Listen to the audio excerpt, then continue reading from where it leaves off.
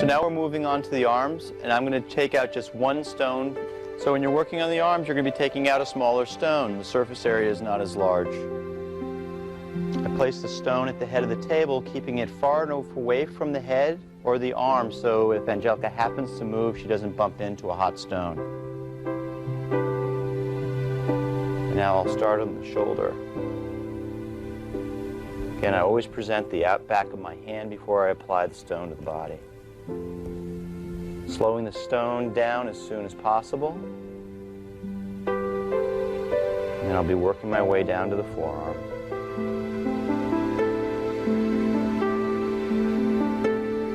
When it's time to work the inside of the forearm, I switch the stone into the other hand, roll the forearm open. My neutral hand is under the wrist to keep the elbow from hyperextending if your client is prone to hyperextending their elbow. And if I get done working on the forearm, I go up to work across the chest. Stone's already in the correct hand. Open the arm up. Make sure your client's relaxed through the shoulder. Back of the hand, pressing into pectoralis major, running out onto the bicep. I want to continue the stroke. I just glide back up the body. I don't remove the stone from the body until I'm done working on the arm.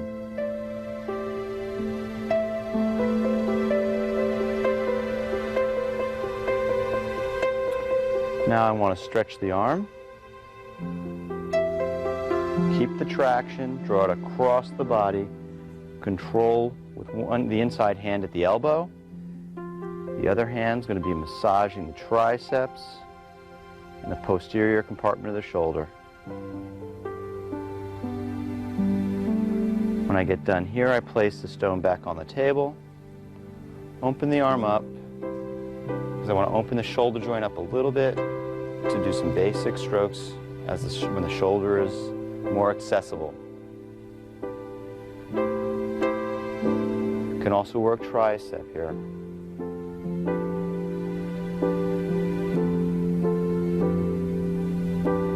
Now I want to stretch the arm the same way I did on the other side. Just pull the drape up a little bit. And then I lean back into the stroke, working with the restrictions, if there are any, in the shoulder, which I don't feel. I'll keep the traction.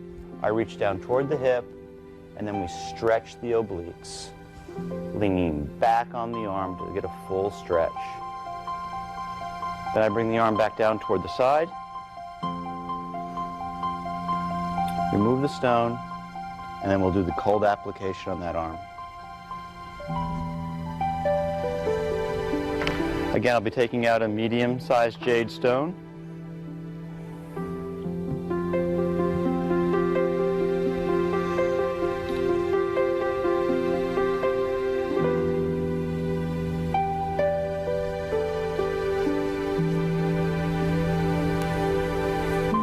Take a deep breath and exhale.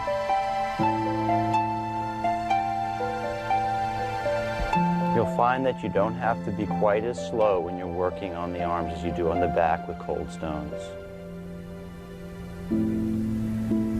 It's just a lot easier for the client to adapt to the temperature on their arms and their legs opposed to their back.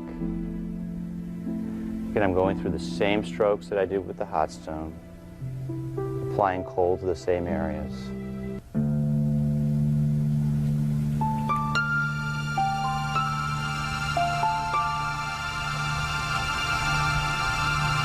Now I'll open up to come across the chest.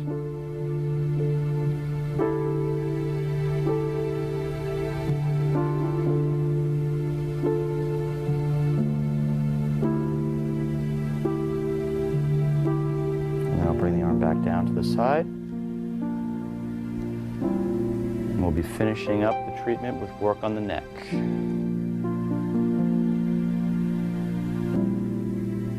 Okay, now we're going to be going on and doing the neck. This is the portion of the treatment where I get to connect more with the energy of the client because I don't have to work as physically as hard. And so once I start the neck, I want to have everything that I need at the head of the table so I don't have to get up again. And I start off by taking the stone out from underneath the occipital ridge.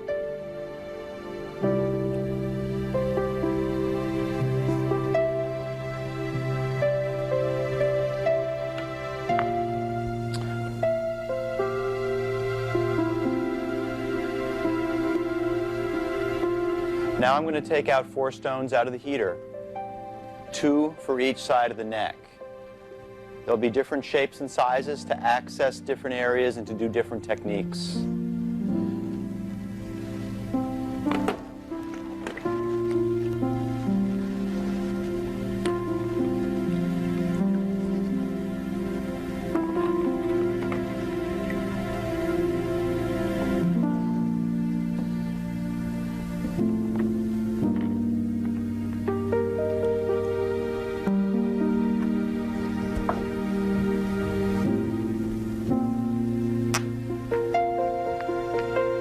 I'll be starting off with the smallest stone first, because again, it's going to carry less heat. And I'm going to put the stones into the pillowcase that I removed from underneath Angelica's neck, so I can wrap the stones up on the floor. It helps hold their heat until I get to them.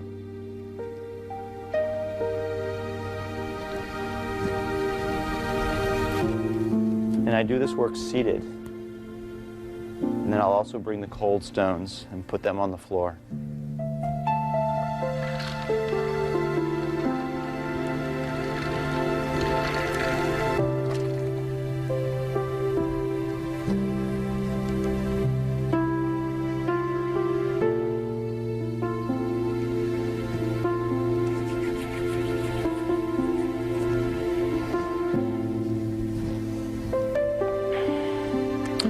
When I'm working the neck, I put a little bit of oil across the upper chest as well as on the shoulders. Because you can't really do the flipping of the stones on the neck that I was doing on the rest of the body. And this will be the only place that I do release the stone from the body while I'm applying the technique.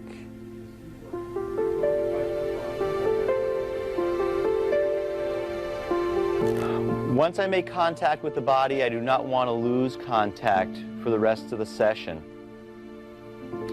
So there'll always be contact with one hand. I'm going to reach down and pick out the smallest stone first that I want to apply to the neck. And I place it on that side of the table that I want to start with. Then I switch my hands so I wouldn't lose contact. If the stone's a little bit warm, you want to go to the shoulder first, because I can turn the stone here. And then as soon as it's to a temperature that I can work comfortably with it, I'm going to start applying it to the neck. When I'm doing the work at the neck, my arms are always resting on the table. It prevents me from having to shrug my shoulders in order to apply the stone. So it lets me work with less effort. Doing circles right now at the occipital ridge. This is accomplished by using both hands though. The hand on the opposite side of the head is helping me get this rotation right below the occipital ridge where we have many attachments. Now I do have to release the stone, but I cradle the stone in my hand using the bottom 2 fingers to pin it to my palm so that I can lift up into the upper traps, and then my arm rotates as it comes up to the occipital ridge, following the line of the upper traps. Then I take the point of the smaller stone, place it in the side of the neck in the lamina groove, and rotate the head into the stone. As soon as I feel resistance, I stop pushing the head. And I just let the heat soak in and release those muscles. I'm able to sense through the stone because my fingertips are at the edge of the stone. So I actually have contact with the skin with my fingertips. And I usually get 3 points before I hit the occipital ridge. When I get done working with the stone, it still has a little bit of warmth left in it. I'll end up tucking it, pressing it into the table and tucking it underneath the arm. And now going for the next stone, which will be a little bit longer for slightly different application.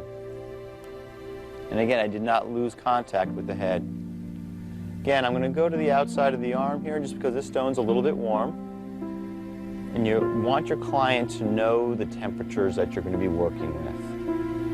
So I'm going to do the same sweeping stroke up the neck. With a flat stone of this nature, if I don't catch the hair, I can compress down into the upper traps and stretch. This stone being flat, I can flip it on the upper traps by releasing pressure, pushing through with my thumb, and reapplying. I'll also traction the neck, which is the cupping technique that we saw earlier in the lamina groove, pressing into the upper traps. Again, my stone is pinned, I'm not holding it, and I just scoop it up the neck to traction. The traction with the stone is done with my bottom 2 digits, so if it's a larger stone, I don't pull it up into the jawline. The pressure comes from underneath by the occipital ridge. The hand on the other side of the head just keeps the head from running away from me when I traction. I'll also take this stone and work in specific points on the upper traps. Being that it's a larger stone, I'll hold it flat into my palm. I just guide it and I press with my palm as I flex the neck to the opposite side, which pins the upper traps while I'm pressing into those points. I try to release them both together, come back to neutral, move out a little bit further, press and stretch again. And I'll usually get one more spot before I get out to the acromion process, press and stretch. Again, it's just coming from my palm. I do not have to hold the stone in my fingers. And then I'll usually finish up this side of the neck with some gliding strokes up the neck again. And I'll place this next stone just in her arm here. And then I'll be going on to the other side of the neck to do the same application. So I'm going to be starting on the opposite shoulder. Now the stones are not extremely hot anymore, so I'm going to start with the same application but going right into the stroke. So I lift up into the upper traps and it's gliding up the neck.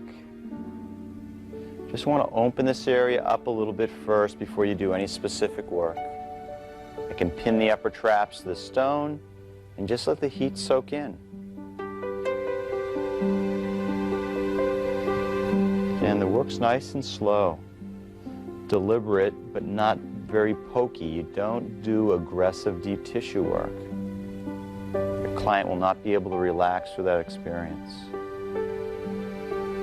Now I'm going to take one of the tips of this stone, again, in the side of the neck. And as I rotate the head, it presses into my palm, so I don't have to squeeze the stone tightly. And then I release it, move up a little bit further, and rotate again.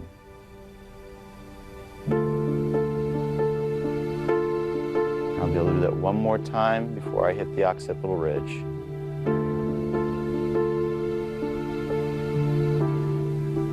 And then I'll just do another gliding stroke up the neck before I go on to the next stone. The stone that I'm choosing to work with last, I know out of the set of stones that I'm working with stays hottest the longest. So this is why I'm using it at this time. I can start the stone off with the traction of the neck, where I pin it into the upper traps, glide it up the neck, and traction. And I can use that broad surface also and massage the occipital ridge. But again, the pressure comes from my bottom 2 digits.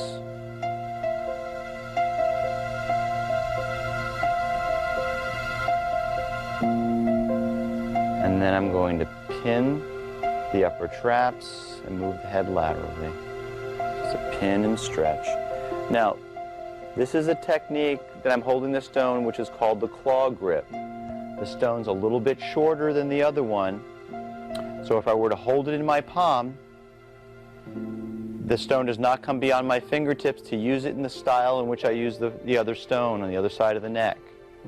So I turn my hand, my fingertips can be at the tip of the stone, and the pressure can come straight from my palm, so I don't have to close my hand around the stone. It just guides it.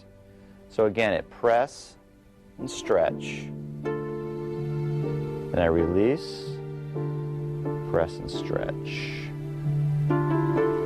Just want to pin the upper traps while we're putting pressure in.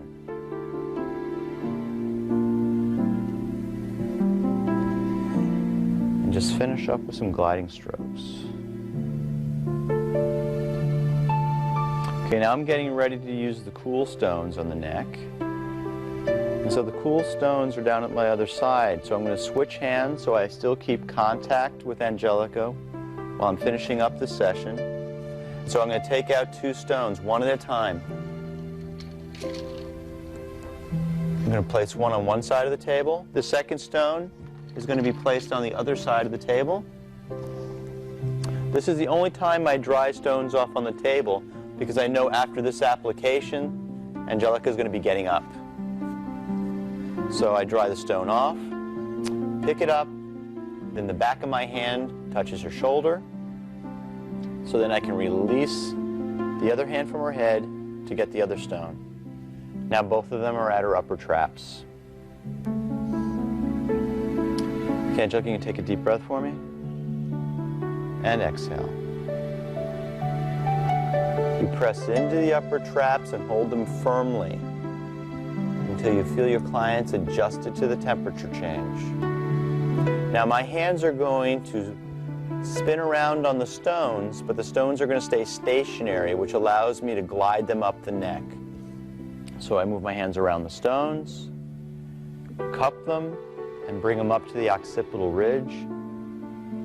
Cold at the occipital ridge usually feels really good. And so I'm just alternating the stones with a little petrissage motion. I'm going to hit the same points that I did with the hot stones.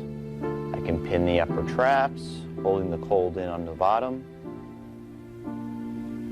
Can turn the stones on their edges, work the spots that we did on the side of the neck,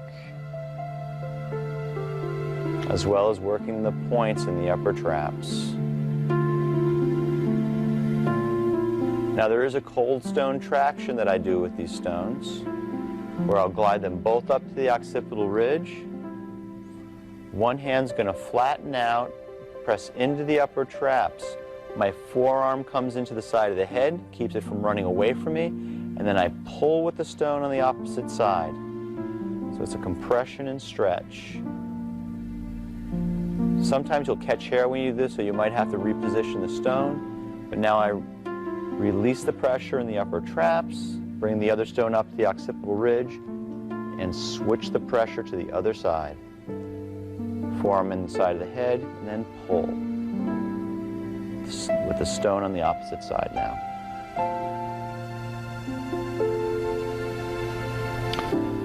Okay, and then we end these sessions. The session is not completed until you release the other stones from the body. What I usually do is tuck the stones in underneath the upper traps. There's not a lot of cold left in them. And then I kind of reconnect myself with the client. I'll do any face point work or point work that you may do currently to end your session, with any scalp massage that you might want to do. And then when that's done, I'll stand up from the table, go to where the belly stone was placed, place my hand on top of it. Feel for Angelica's breath while I'm doing this, because I want to release the stone at the top of her inhale. That means the body's giving the stone back to me. An inhale now. Top of her inhale, I lift that chakra stone up. My hand goes back down where that stone was. So you just don't release the stone and not close down where you've had it. And then the other stones are just released with respect. And then the 2 cool stones that were tucked underneath the upper traps. And that would be the end of the session, and these stones then are removed from the table. This technique is one that's going to take time to develop, and the process in which you develop as a therapist is an individual goal and journey. You have to work with these stones to experience what they're about, and it can be a very humbling experience for all massage therapists. When I'm asked to put an object in your hand that you have not worked with before and ask you to feel through it, it's a transition that's going to take time as well as effort to get the fluidity into your work and confidence so your clients will trust the work, and the healing components of your work will increase as your technique improves with these stones over time. For those practicing massage with the use of hot and cold stones, it is imperative to work within your abilities and the tolerance of your clients. By working within your level of competence, you may avoid your client resisting your work because of too much heat, cold, or pressure. The practice of deep tissue healing without proper training from a practitioner qualified to teach this modality can cause injury. Therefore, Spirit Physical Incorporated and Bruce Baltz, jointly and severally, cannot and shall not be held liable for any injury or other consequence resulting from the practice of deep tissue healing.